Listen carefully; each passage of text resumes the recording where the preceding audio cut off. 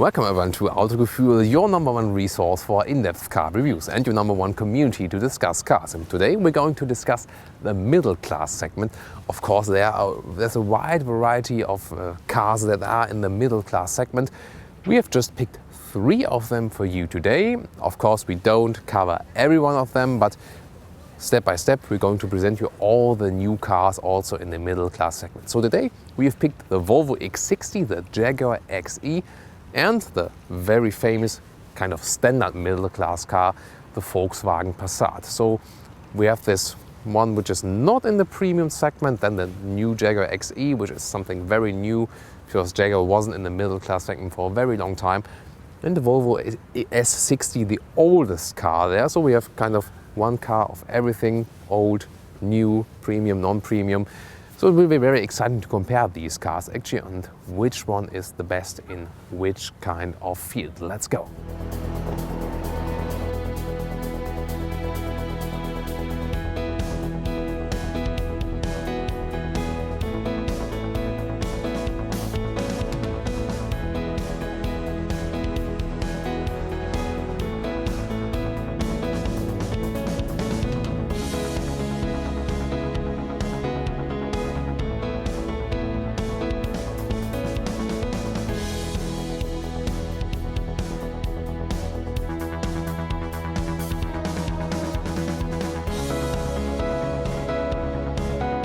Starting with the design of the all-new Jaguar XE, we see here it's a very sharp design, also sharper than the XF, for example. Of course, the XJ and XF have still some resemblance, but you see they have sharper and slimmer headlights here in the front. Also, you see that the hood is a little bit overlapping. That's a common design element nowadays. Then the XA always has this glossy black grille in the front. You remember the XF was also available with the chrome grille and the red Jaguar background here for the crawler to make it even more aggressive. Front camera, by the way, for the front assist system. Then if we move on to the lower bumper, you see these aggressive design lines here as well. So I think it's kind of a mix between XF and XJ, because this very prominent grille, which is steeper than with the XF, was taken from the XJ. This is an all-aluminum chassis, completely new build, and this is also new to this middle class. And this very aluminum body structure keeps the weight of the car relatively low. It's 1,475 kilograms, so below 1,500 kilograms. Actually for the base model, yes. The XES here, the top sports one, is a little bit heavier, because of the engine, of course, but still it's very low actually, and I think this will also deliver a lot of performance on the road when the weight is kept low.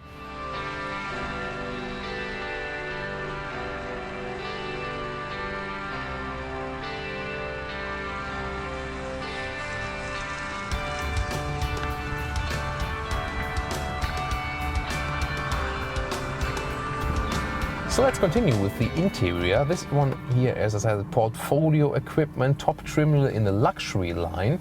See here, for example, with a stamped leaper in here, full leather equipment.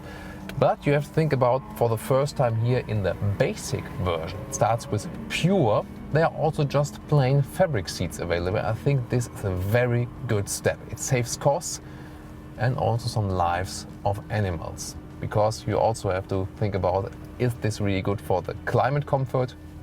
No, it's not.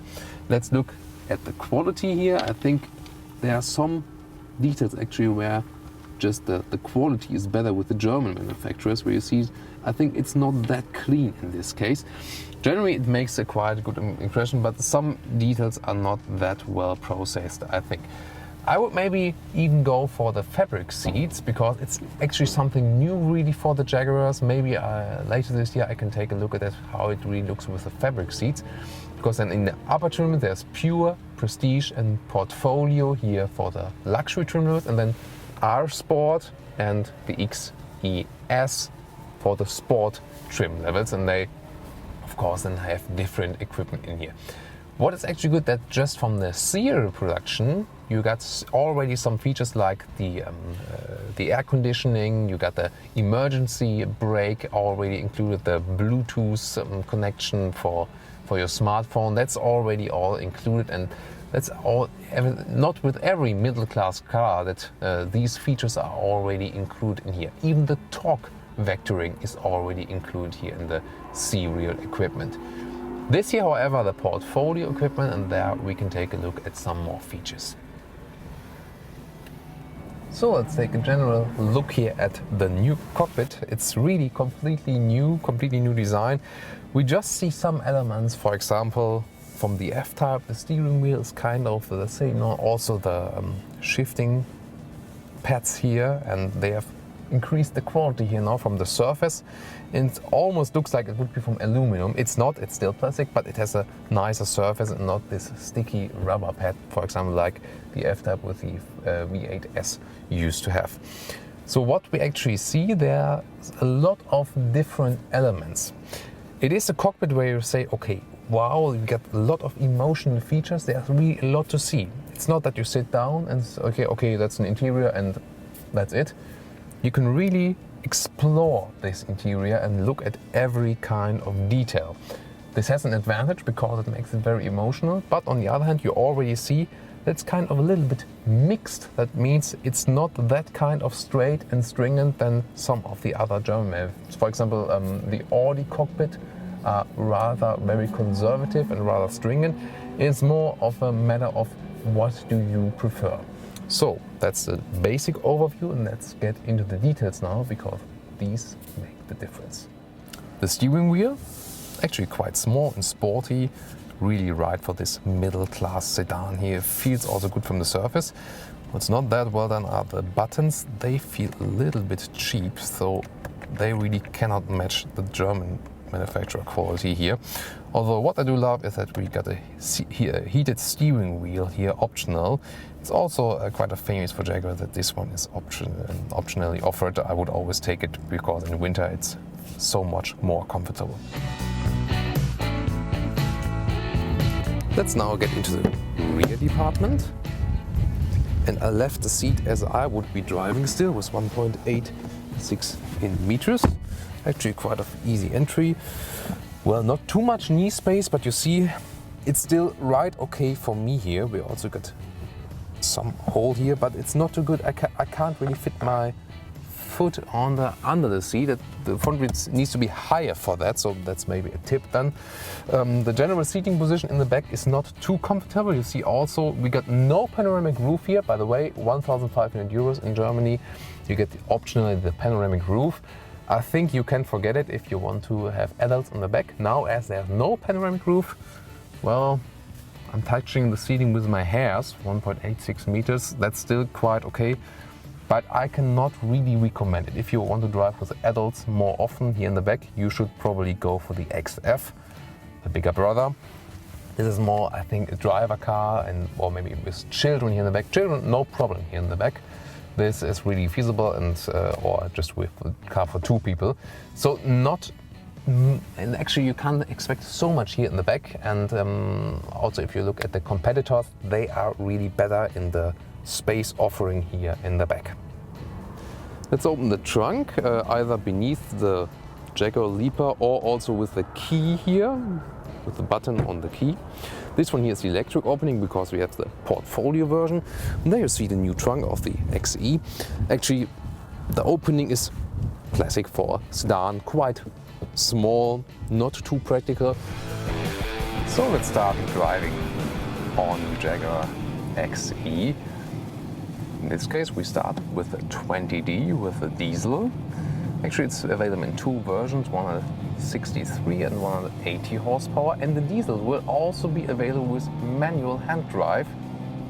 In this case, we got the automatic gearbox that have 8-speed, great gearbox in general. So actually, you guys in the US probably won't get the manual drive for the XE because you probably also won't get the diesels. That's kind of the case here. So in this case, 180 horsepower diesel in combination with the automatic gearbox, and this is really here the new diesel. Everyone was looking out for the Ingenium because it is developed by Jaguar Land Rover themselves. And actually, I think it sounds really different than the diesels before. For example, in the XF, we had the diesels from PSA, from the Peugeot Citroën company. And in the Land Rovers we usually had this Ford-derived diesels. Now really the completely new ones, and when you hammer the throttle a little bit, you really feel that they already sound different, and they also behave kind of different. It's not that easy to say like it's better or worse than before. I think the long-term test will also find out more about the consumption. But just what I can say right now is that it actually feels different and also behaves kind of different. So you really feel it's a completely new and different kind of diesel. So let's test it a little bit. Maybe, I'm not sure what you hear via the microphone here, but it's of course a huge difference to the petrol engines then. But I would say it rather sounds like a petrol engine for a diesel. It doesn't have this classic kind of annoying diesel sound, this nailing sound. Also when you shift down, you know, it almost feels like there would be some, like almost from this kind of turbo sound, you know, this turbo petrol engine sound has kind of some resemblance with that. And that's also quite interesting here, what they created with the diesel sound.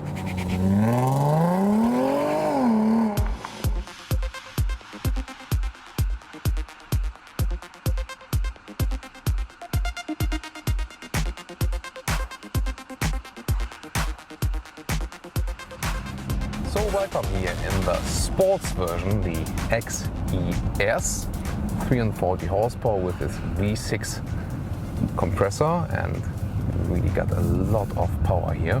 And I already feel it now, it's just such a fun car. You got this compact, well, not that compact car size, it's a middle class size, yes, but it feels kind of compact because it really feels light. And, you know, we've talked about the aluminum chassis which make the car very light, and you already feel it here when driving. Right, left, you know, very direct input from the steering, really feels good, and you already feel that not so much car is behind you actually as a driver. So, you know, I'm also a personal XF driver myself, and there I can feel that car is way longer than. And here you can really feel that sporty attitude of the car already, especially in comparison with the lower engines here as well. Also the diesel, of course, it's already kind of powerful, but it's no match to this turbo petrol engine here with the V6. And just from general comfortable feeling here, the seats are very good. They offer you good side supports. I really like that. And I can imagine that also long journeys will be quite pleasant with that one. The steering wheel itself, I think, has the right size, and as I said, the input here from the steering is really very good. It's actually the first time they have used now here this electric mechanical steering, not the hydraulic anymore, and this gives you a little bit director input even, and I think this works pretty well. It's actually no comparison than, for example, to the XF so far. There it was kind of soft, the whole steering, and this one is really something completely different here now. So suspension feels good, steering feels good, the engine offers a lot of power. We'll soon also hammer the throttle that you can see the difference there. So in general, the driving impressions so far, the first ones I got, is really very good, I must say. And it kind of overplays a little bit of the interior flaws we've seen here so far. So let's test it some more again and maybe overtake the car in front of us. Let's see how this actually works. No, not the possibility now. Always have to be secure, of course. And we got the, as I mentioned before, the emergency brake here for the city mileage as well. So it's actually possible the car brakes itself then when you're at low speeds, and it's good it's also included in the series equipment, because if it's not included in series equipment, it doesn't use so much actually. So let's see if we get some space to overtake the car now, and then you can also hear how the engine works.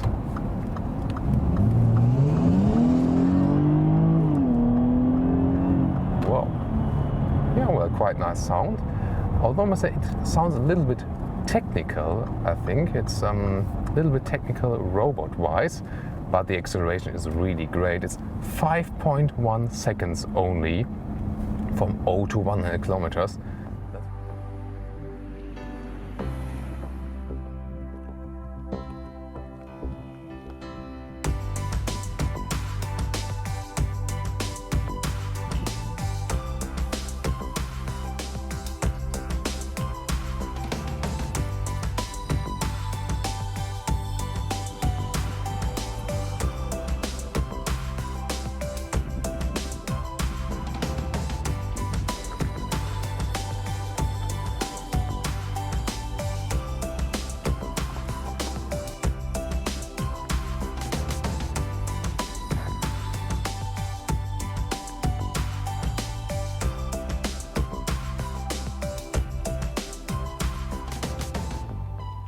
Looking at the design, we do not see something that could frighten very loyal Passat customers, but the whole car appears more mature and more sporty. For example, here the horizontal blades that are continued into the headlights stress the broadness of the car. We have turned on the LED daytime running lights here, and they have a very sharp look at everything that lies ahead. Strong, that is the guiding principle here, and we can see also this design line here on the hood is shaped stronger than before. The same is also seen here on the side profile. Now let's have a look under the hood. Opening is pretty easy here because it's in hydraulic motion. The new 4-cylinder turbocharged engines have lost weight and are less fuel consuming. That is especially important as the Passat is running in big corporate fleets.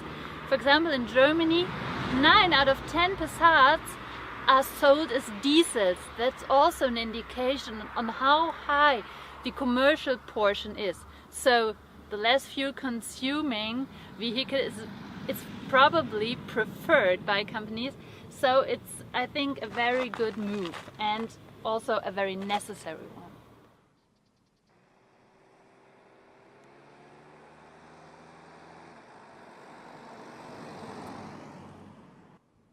The base engine of the all-new Passat is a 1.4 liter TSI with 150 horsepower.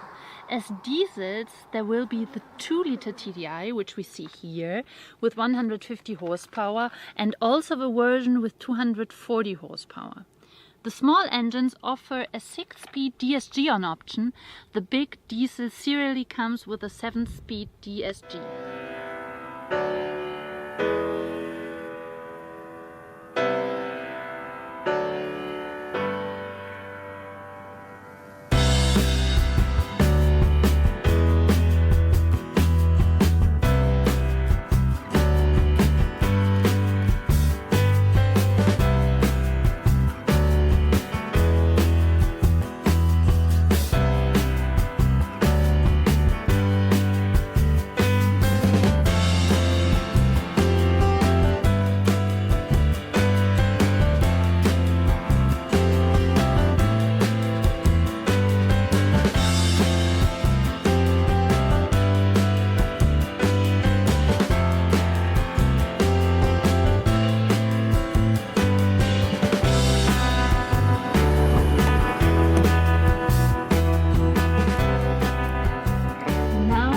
Let's look at the interior. One of the major changes in the all-new Passat.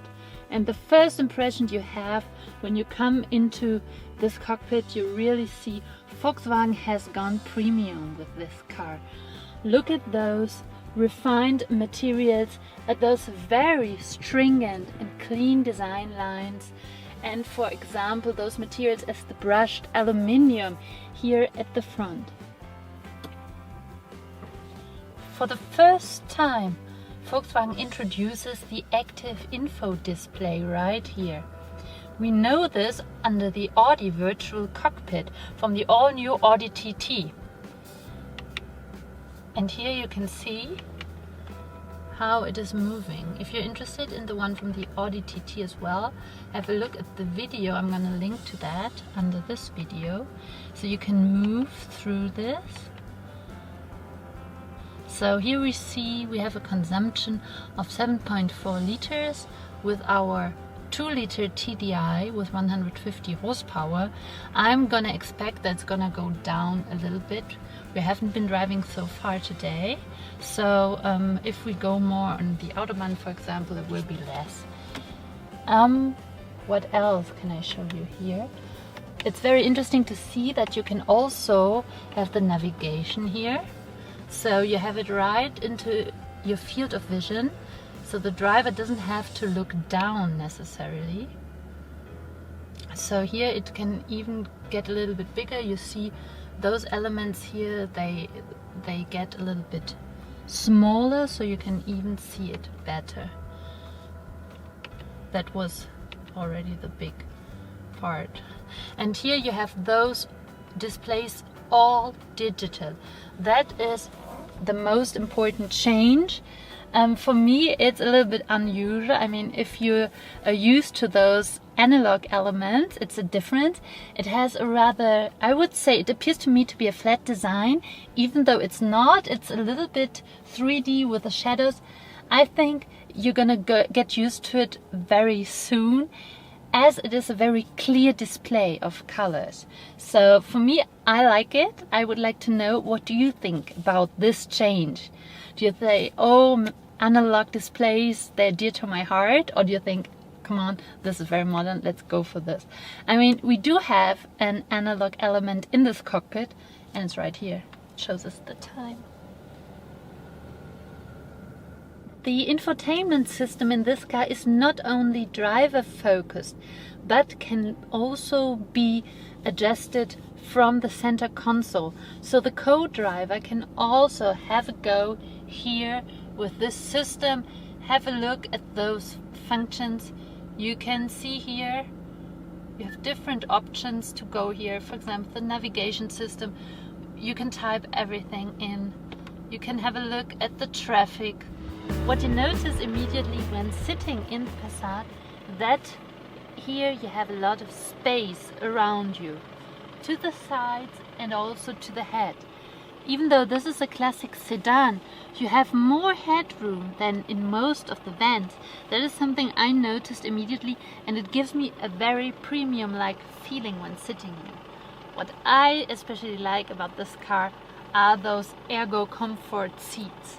I have sat in the front, and it feels like you're sitting not on a sofa, because a sofa would be too slouchy. You're sitting on a very comfortable chair, a little bit like, what you call it, like a single chair. But it's not like you feel you're slouching. It's like it gives you the right position, but with enough softness for you to sink in a little bit. I don't know, some of you might know those pillows with those memory functions. Well, it feels a little bit like that. And here in the back, it's also comfortable sitting. It's no problem for an adult to sit here, even though with very long legs. Some of you might know I have very long legs. And for me, it's even comfortable when the seat in front of me has a normal position. What I notice as being very comfortable as well are those headrests here. They can be adjusted quite easily, and they're also very well done and very soft. Also here in the back you see the refined interior with those very nice lights. They're very dim, not too much, but also it gives, yeah, a very, I can just say it's a premium atmosphere, which I like. When you're looking at it from the outside, the trunk doesn't look as spacious as it actually is. I mean, that's one of the reasons why you buy a Passat. You have maybe a big family, or you have some things to transport. You buy the sedan or the variant with even more space. We're going to show you that later. But still here, it's very long and steep in there. You can put as much shopping things as you want in there. Also maybe some beer bottles or whatever you're transporting in your car. But it's definitely enough space for everything.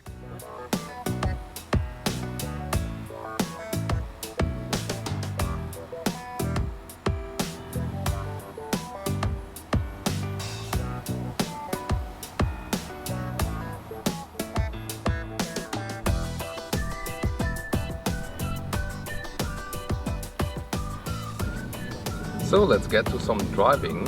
What do you realize first when driving the all-new Volkswagen Passat? That it's very silent and relaxing. I hardly have ever seen or heard a car that is so well isolated. They really paid a lot of attention to it, and so no matter what happens outside, how many other cars are driving, it's really, really silent. So it's a perfect car to relax. And what else you need for that? Of course, a very good suspension. And I've tested some slow riding now, cruising a little bit faster, then also some more sporty areas. And they have firstly paid attention to the comfort here. So it's really relaxing to ride. I think it's also benchmark suspension wise. But then again, also a sporty driving mode is possible. So it's no problem if you switch around your driving modes, just how the road is surfaced. That I think is a very good compromise I found here. And all the materials here, especially on the steering wheel, they just feel very well when you touch them. And the vision is also very good, to the back as well. Even the rear mirror looks good in detail. So I think they have paid a lot of attention to small details here.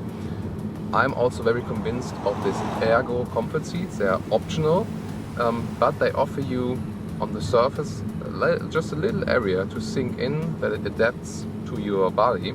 But then they are stiff enough from the basic function that you also hold you tight for longer roads, or also when it gets more sporty. Here, by the way, we have Alcantara on the middle areas, and I think it's artificial leather on the outside. I think this is a very good mix, because you know, you don't need genuine leather. It's not really needed anymore today, and you don't sweat on it so much in the summer times, and it's not cold in the winter times. So we basically got a higher trim level here, but not the highest, and I think this kind of middle compromise is very good. The ergo comfort seats also offer a massage function, especially good when you're like a businessman and travel 30,000 kilometers a year or something like that. That might also be a big advantage if you pick these special seats there.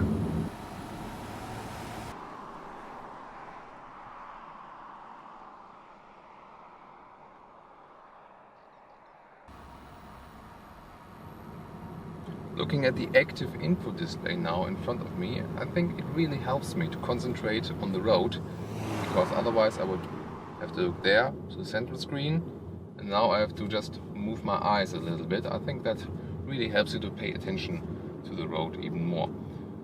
In general, I also see this interiors in front of me. It's also soft plastics, and here it's not quite black. It's a little bit brown touch. It's also something different, and I think these solutions, that you had something different than the ordinary, brings this car to this premium atmosphere.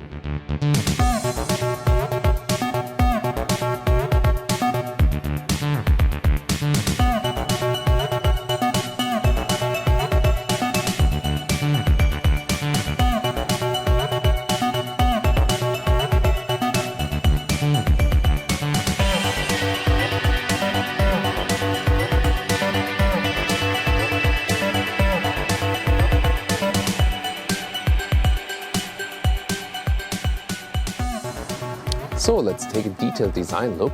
First of all, in the front, I think it's a very timeless design. So in maybe 10 years from now, this will still be modern in my opinion. And we've got a quite strong grille here, and this, for example, here, this is for the ACC. We'll talk about it later, the automatic cruise control. So this is kind of the sensor that sees how far the car is in front of you. Then the headlights, I talked about it, 2013 in the facelift, they were a little bit updated, that they don't kind of float too much to the lower part of the front grille. I think it's quite fine as it is now. Well, very interesting, it gets also with side profile. So the last thing with the front grille is that we got a small power dome up here. You just see a little slight design line, but it's also well done. Maybe I would go for the 18-inch alloys because the tires look quite huge there. So 18-inch alloys would be my pick, but I think these ones are already quite beautiful. Then if we continue to the rear, that is kind of a little bit special because the rear lights are kind of popping up a little bit and making a little bit of a 3D effect. Also got this special curve here with the bright part of the rear light. And then if we take a direct look from the rear, it's also a kind of classic sedan, so we don't have too much playing around here with the design as well. Now I'm welcoming you here from the driver's perspective, and actually I love the Volvo interiors because they are pretty clean and also have these floating lines everywhere. That's very well done. Starting here with the steering wheel, well, it's kind of huge, so not that sporty concept, but of course it's more a sedan which is focusing on comfort, so that's also okay for that. What you can't really see that well, but what you can better feel, is that the sides here on the right, on the left, they got a little you know, they're a little bit flat on the sides, so you can very well hold on here. That's a good idea actually. And altogether, also the steering wheel here with this matte chrome element is also very well designed. The buttons feel very good as well. Also high quality, that's pretty fine. Actually here on the left side you can see the control mechanism for the adaptive cruise control, which is, well, here in the Volvo, one of the best systems there is in my opinion. I can show you later on while driving how that really works. Then if we continue here to the middle console, here we got the manual transmission. I would recommend the automatic gearbox actually. I can tell you later why as well. But in general, you know, the shifting is also, I think, well, it's okay, but it's not actually my favorite. It's also quite long, and the shifting ways are also not that short, so also not that sporty there. Here in the middle you can hide, for example, for your beverages, or here for your basement garage or whatever. I think that's a very nice solution because when it's closed it looks really good. There are also options or special editions where the surface of that cover here is also in that aluminum style that looks even better.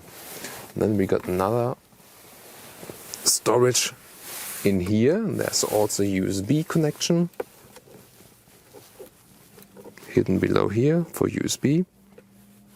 And actually quite steep. That's also quite pretty if you want to store a very huge bottle there, for example. And then if we go here to the central console, that's actually my favorite. As for this one, you can get this in aluminum style or also optional in wooden style. That's also very classy then. And the turning knobs, they used to be with a kind of cheap rubber around. Here now, well, modern Volvo now, I think it's a good solution. You also got this aluminum style router. It's still artificial material, of course, but it looks good and also feels quite classy. This is the only thing that reminds of kind of the old system, that you still got this keypad here for the telephone.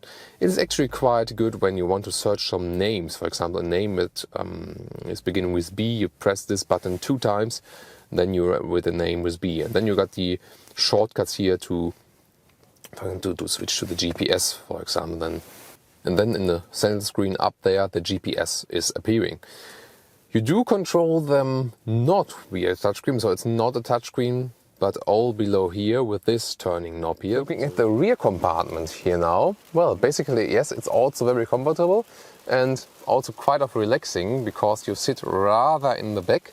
But then again, you see the problem if you really lay back, then, well, your head is a little bit touching here, the seating. I'm 1.86 meters, but that would be still okay. But usually I would be sitting like this in here, wouldn't really lay back, and then it's also fine. If you want more headroom here in the rear compartment, however, you should pick the E-State, the V60 then. But then, of course, in my opinion, the sedan always looks better.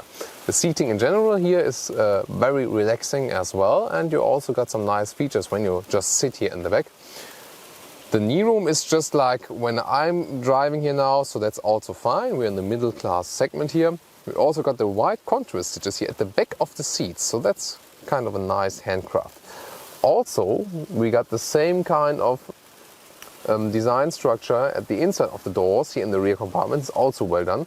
And kind of interesting, you got an additional vent here for the rear passengers. That's almost like reminding us of the upper class here, right in the side of the B pillar.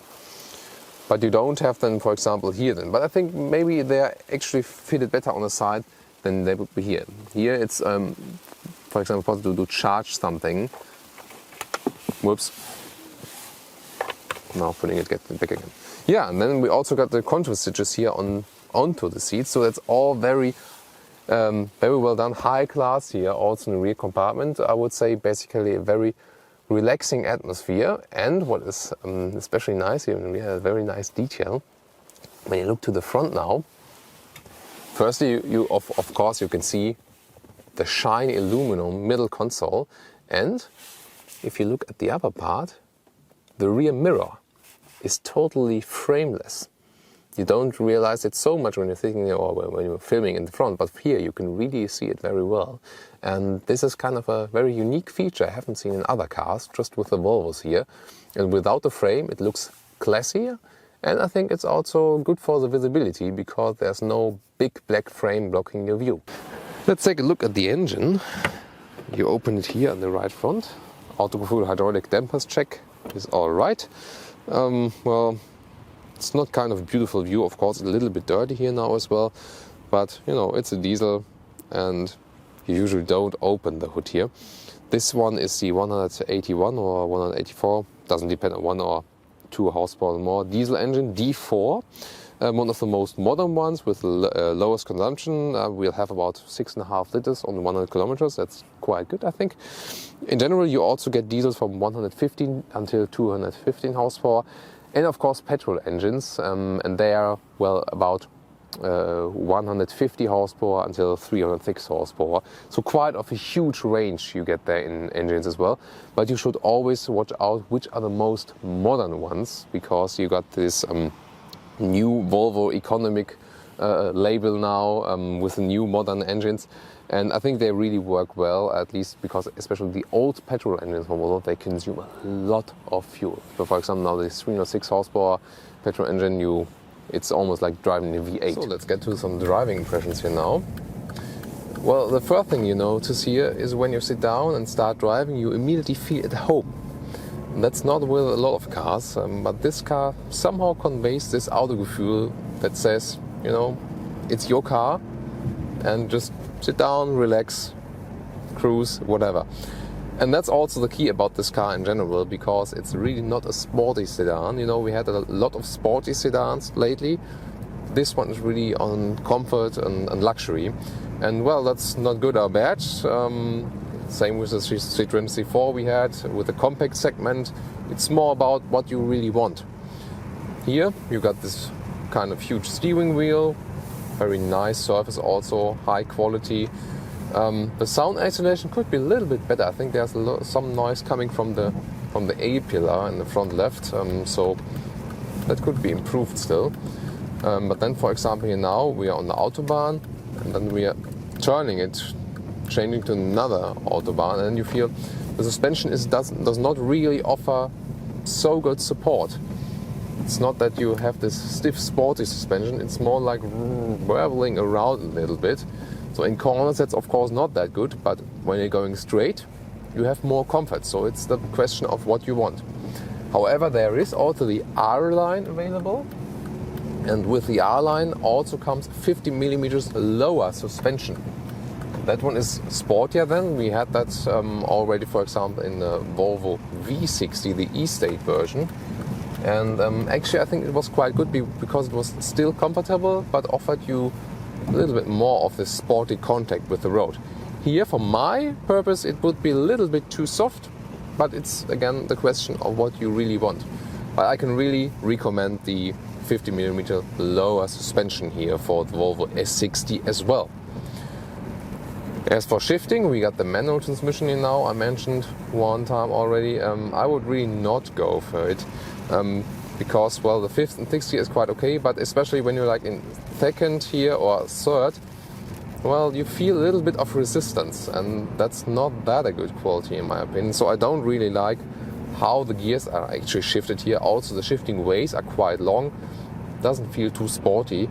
And especially because the automatic gearbox here in the Volvos is so superb. They usually use now in the modern versions with the newest diesels, for example, they use the ZF8 speed transmission, and that is, in my opinion, at the moment the best one there is. So I would definitely pick the automatic gearbox here because that's a very good solution. So let's get to some more speed now. And what is very, well, the best system on the market with the Volvo here is the automatic cruise control. You control it here on the steering wheel. I activate it with a button here. And then I just have to click on plus. Then he maintains the speed I have right now. That's about 100 kilometers an hour. And then I can also change the distance with that button here if I want to have more distance to the car in front of me or less distance. So kind of easy. You don't have another extra column here. For example, with Mercedes, you maybe mistake with the turning indicator. So I think it's a good solution. And now when another car is in front of us, the car now automatically reduces the speed, and we can see the distance here to the car in front of us is maintained exactly at that level. And this system works so flawlessly, you totally trust in it. However, now with the manual gearbox, now we can see it a bit better. Reduces to 80 now, 70, and it's all fine, all working totally smooth, absolutely no problem. And then again, the acceleration process is starting. Very special here with the manual gearbox, you can see it right now here, when I change gears, the system's still working. And that's not common, because usually, so I just had to clutch in and then change the gear. Usually, the most systems, when you have the manual transmission, the system stops and you have to activate it here again. Here it really works when you shift the gears and just use the clutch, so that's really remarkable. So which one of these three cars would you actually go for? Well, you've seen I wasn't really satisfied with the interior of the Jaguar XE quality-wise. I hope they will improve that very soon, maybe even before a facelift.